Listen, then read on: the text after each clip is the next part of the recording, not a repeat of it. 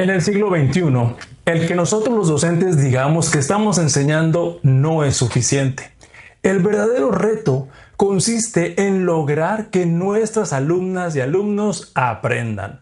Te doy la bienvenida a este podcast de Educación Médica MX, donde vamos a reflexionar sobre el enfoque que debemos de tener los docentes en el proceso formativo de todas las profesiones relacionadas con la salud. Y quiero empezar basándome en frases que ya lo he mencionado en otros episodios, pero frecuentemente sigo paseando por escuelas y por pasillos de entornos educativos hospitalarios y los comentarios siguen siendo los mismos. Por ejemplo, te voy a explicar algunos.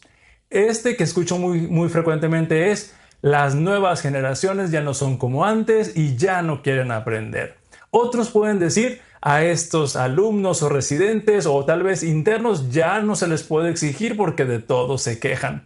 Otros piensan que ya no se esfuerzan como antes, y a otros pueden llegar a decir: yo ya les he explicado, ya les he dicho, pero no ponen atención y no hacen caso. Esas expresiones que escucho, estoy convencido que surgen de una preocupación legítima del profesorado por formar profesionales de la salud que sean competentes, que sean responsables y capaces de responder a las necesidades del cuidado de la salud de las personas. El problema aparece cuando confundimos enseñar con lograr que alguien aprenda. Porque enseñar no solamente es hablar, decir, explicar, mostrar una buena presentación o diapositivas o corregir a las personas cuando se están desempeñando frente a los pacientes. Enseñar implica que nosotros tenemos que tener una estrategia para producir una transformación que sea observable en el estudiante, y a eso le llamamos aprendizaje.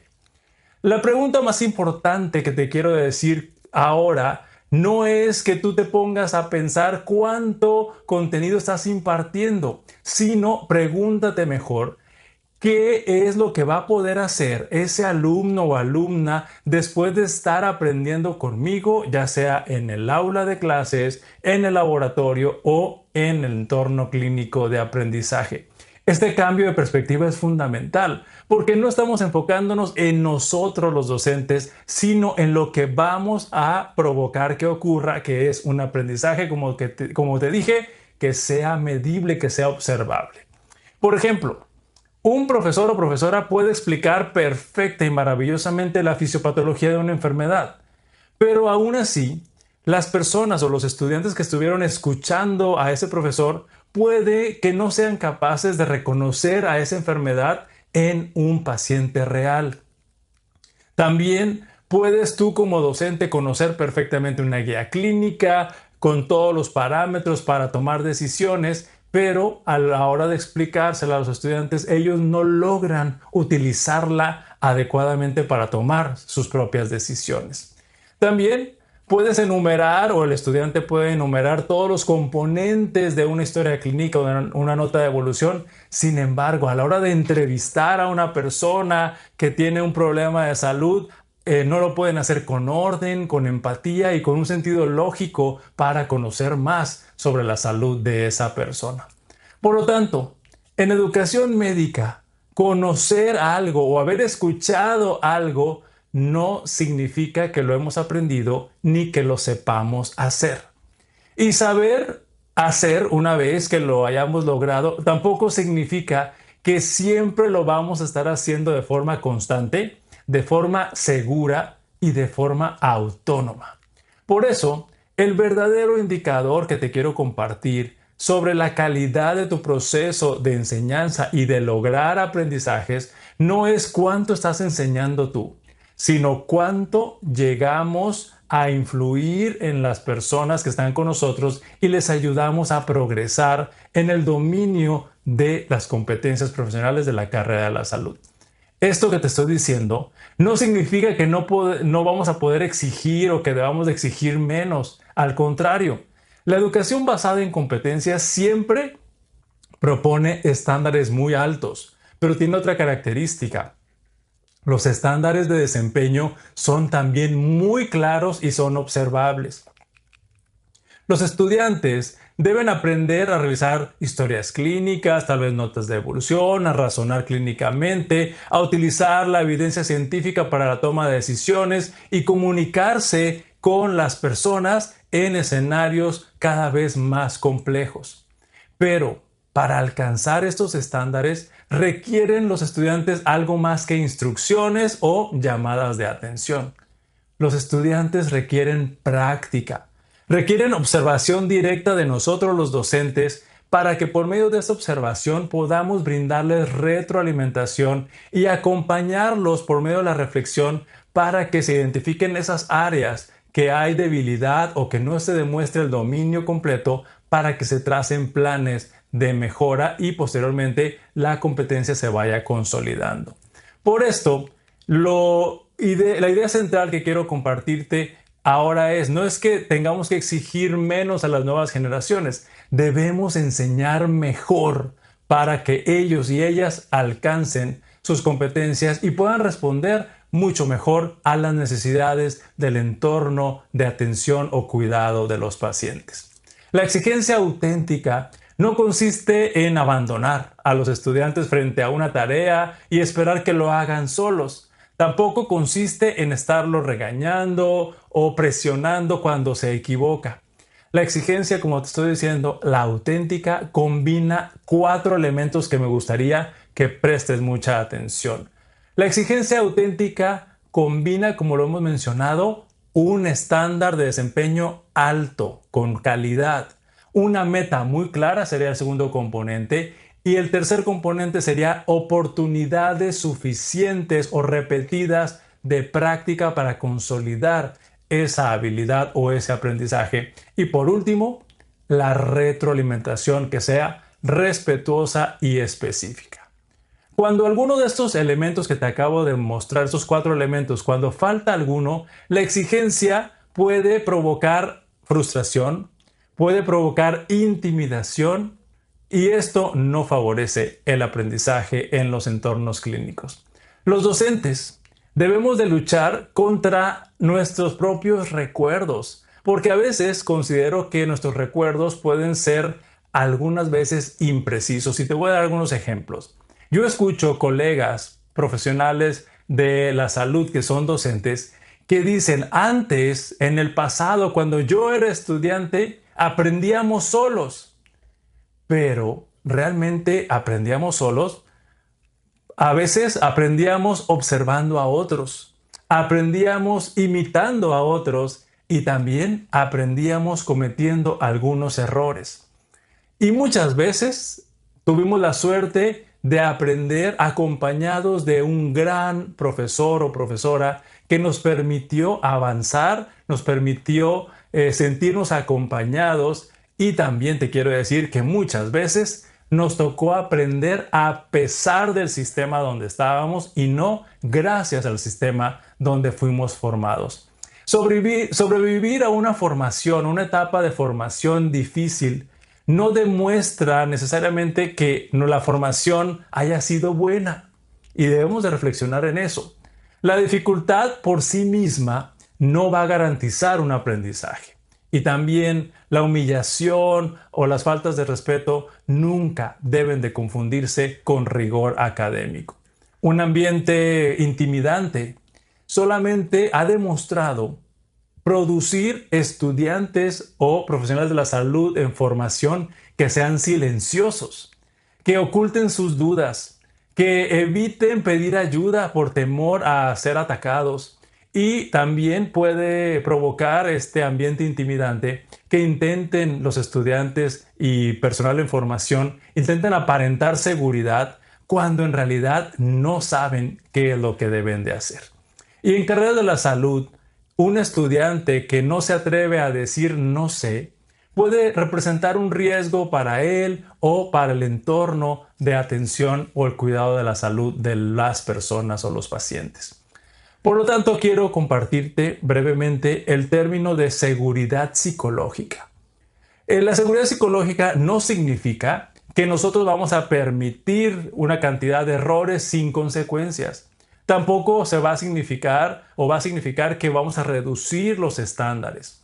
La seguridad psicológica significa que vamos a crear un entorno donde los profesionales de la salud en formación puedan reconocer sus límites, puedan reconocer lo que no saben, puedan levantar la mano para solicitar supervisión o acompañamiento durante algún procedimiento y también por medio de la retroalimentación puedan aprender de las imprecisiones o errores que hayan cometido antes de causar un daño.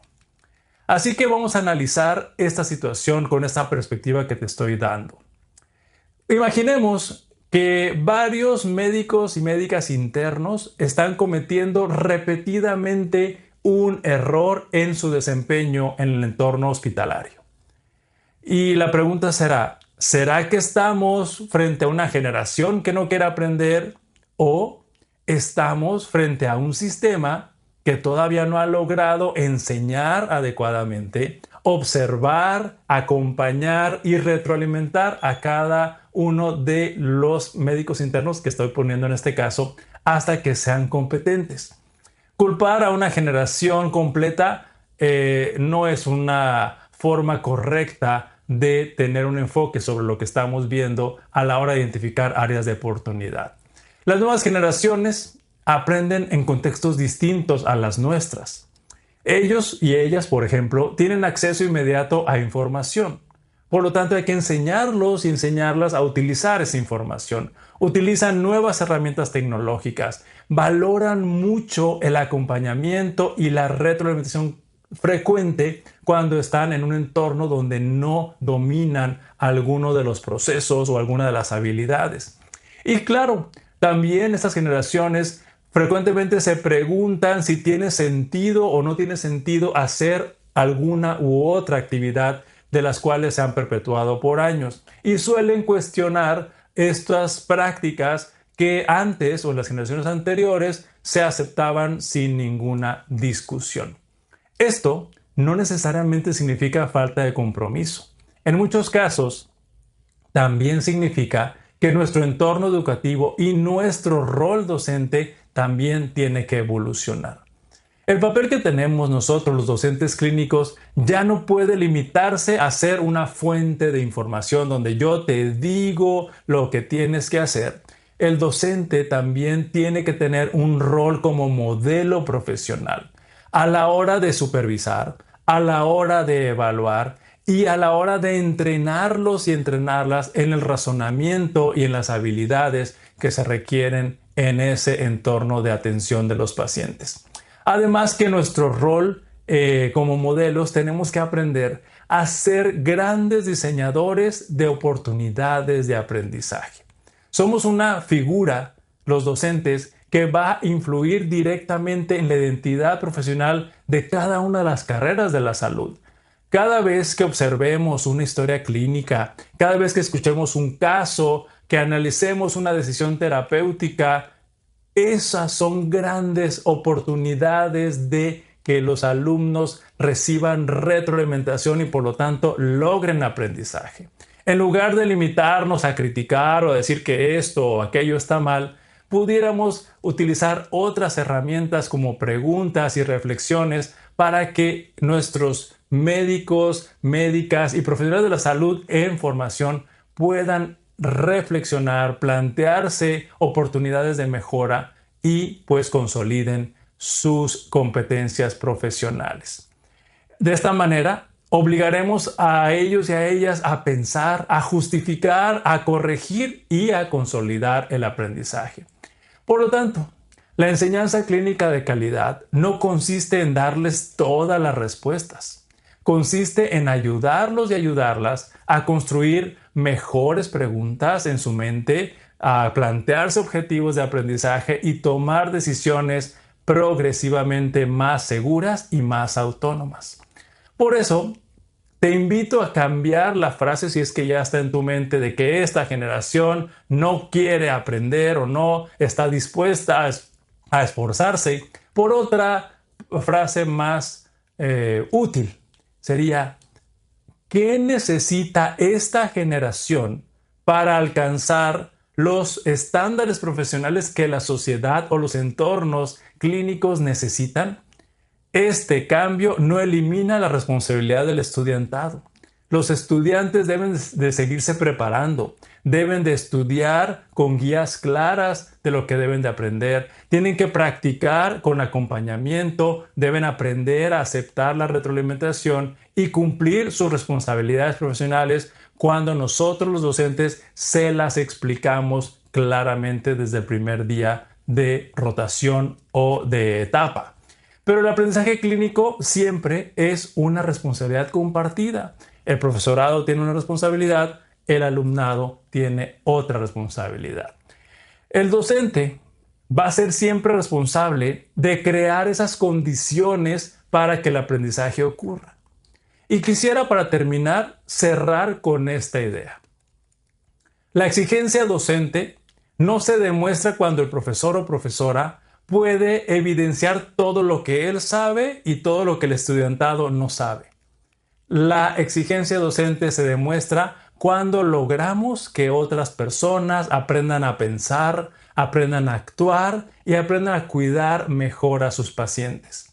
Enseñar mucho o decir mucho puede impresionar al alumnado, pero lograr aprendizaje va a transformarlos. Y en educación médica, la transformación, como lo hemos mencionado, no solamente beneficia al estudiante al tener buenas calificaciones o buenos desempeños, también va a impactar positivamente en el cuidado de la salud de las personas y va a fortalecer el sistema de salud y va a mejorar a futuro la calidad de la profesión que estamos ejerciendo.